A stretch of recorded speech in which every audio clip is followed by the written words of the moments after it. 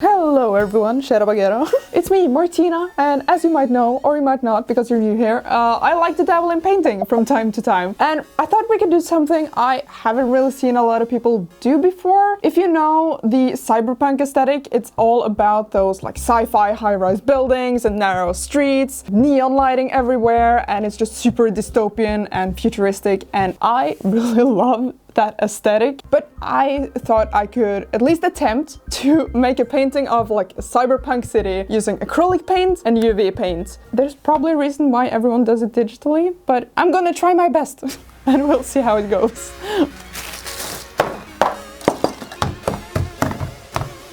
And of course the little UV flashlight. We could probably bring this to like hotels and stuff, and we can see all the nasty stains. Anyway. We also have, the canvas, 70 centimeters times a meter. It's a lot of canvas to fill. Oh, gods. Hopefully it can hold it. Ta-da! I have my vanishing point here. I have another vanishing point on the wall and then another one supposedly in the ceiling. If I can hold it here, then I can use basically the ceiling as my vanishing point. Slowly. It looks correct! How about that?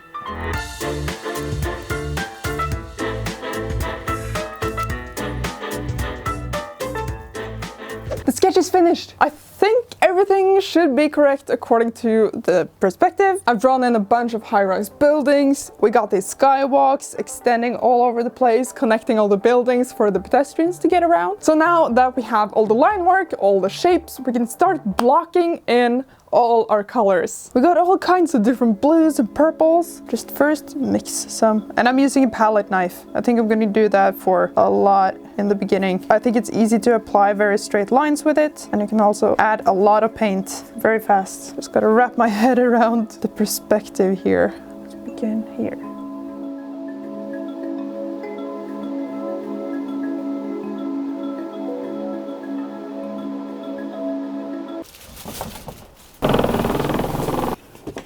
That works. If I stand here, I don't block anything. So now you can see how much time is spent painting.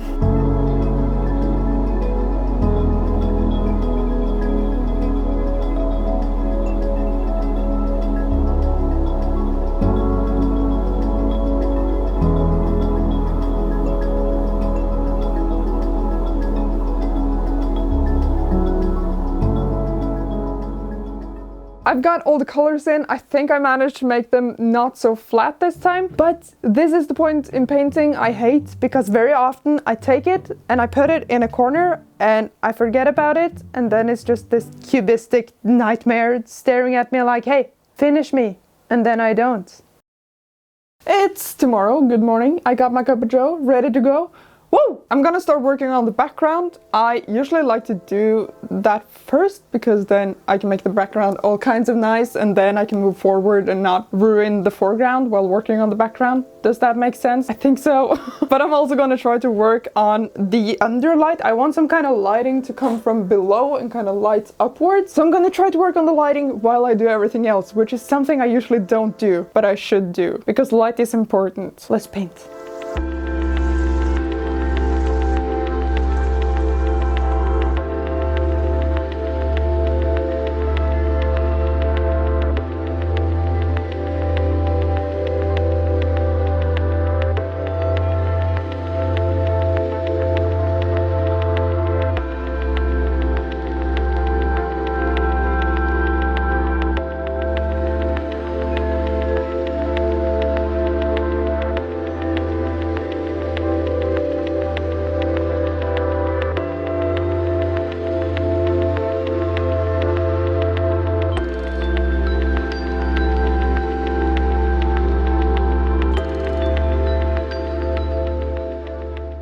I'm gonna leave the background for now and work towards the foreground, and as we go further to the foreground I want to add more detail, and usually I paint forests and organic stuff, and then you just put more plants in there to make more detail. And what do cities even have? Like pipes and wires and stuff? I'm not used to painting this kind of stuff. I don't know what to put in here, to be honest.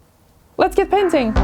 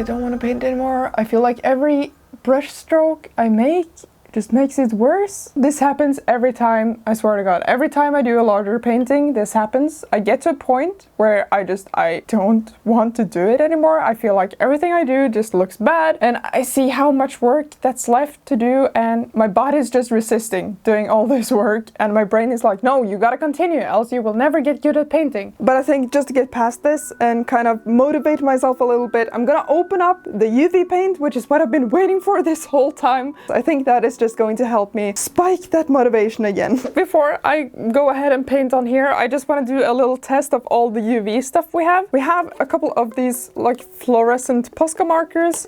We have some golden high flow acrylics, fluorescent in different colors. And then because I couldn't find any fluorescent UV paint that didn't have color in it, I got this glow in the dark paint because it's basically white. And it's also kind of cool because it holds the light for a little longer. I'm just gonna make a bunch of lines with these Posca markers and the paints on both the white and the black background, and then we can finally test it with the UV light. Oh gosh, it's bright.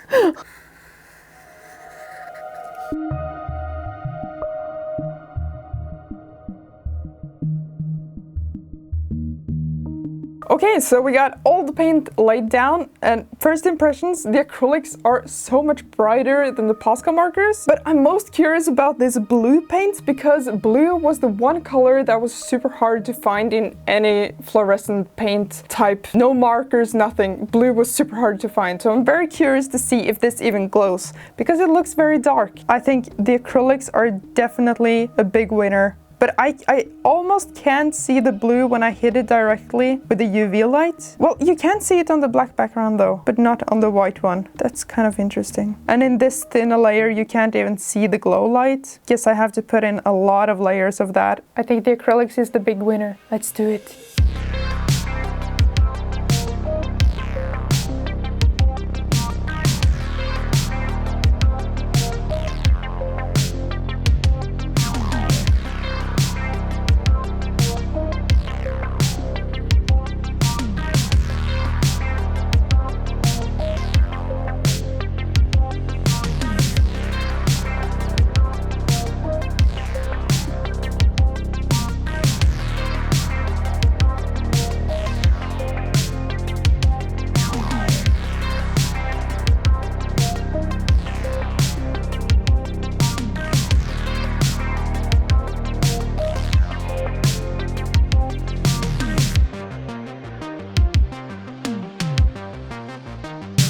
This UV paint is so freaking cool. I mean, it's kind of tacky in a way, but I also kind of like it because it really fits in this painting, I think. But we're not done yet. There is still a lot left to do. I mean, we have basically the whole foreground to deal with, and that's gonna be where the story of this painting is. Oh, there's a lot left to do. Both you and I know that you're not gonna watch until the end if I show you all the good stuff now, and I have an ad to tell you about, so here's an ad for NordVPN. NordVPN makes sure your data is encrypted so you can stay anonymous while browsing online. So that way no one can find out what kind of bad TV series or animes you're watching that probably are geo-blocked and not available in your country, but you've gained access to it because NordVPN. They have over 5,500 super fast servers in over 60 countries, and you can connect to any of them at any time. It's easy to set up on all your devices, and you can have up to 6 simultaneous connections. Just as a little bonus, you get Cyberpunk Suite, which is basically an ad blocker, but you know, it would be nice if you turn that off while you're watching our videos. And you know, if you're not happy with it, they have a 30-day money-back guarantee and 24/7 customer support. And now they even have a special Christmas deal, so every purchase of a 2-year plan will give you 4 additional months for free. So if you're interested, go to nordvpn.org/nerdforge and use our coupon code NERDFORGE at checkout. And back to the project. It's foreground time.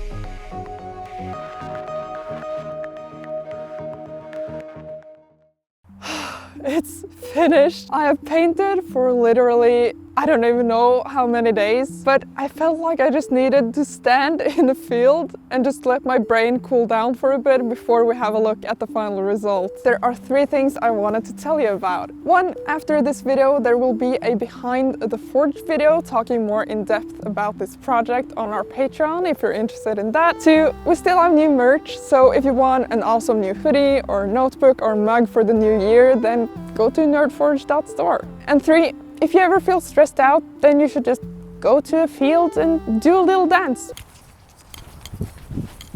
It really helps. Here is the final painting in daylight. Is it my best work ever? Probably not.